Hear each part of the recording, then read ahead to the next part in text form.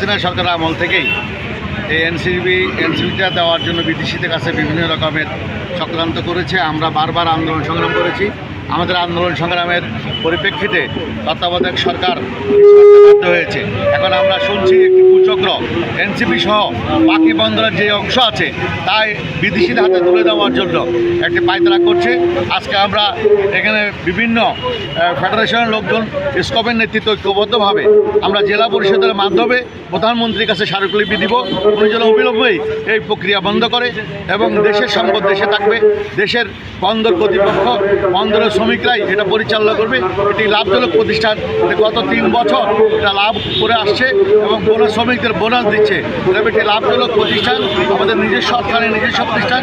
এটা যেন কোনো প্রকারেই বিদেশের দিকে দেওয়া না হয় তার প্রতিবাদে আজকে আমরা স্মারকলিপি প্রধানমন্ত্রী বরাবর ডিসির মাধ্যমে প্রেরণ করি।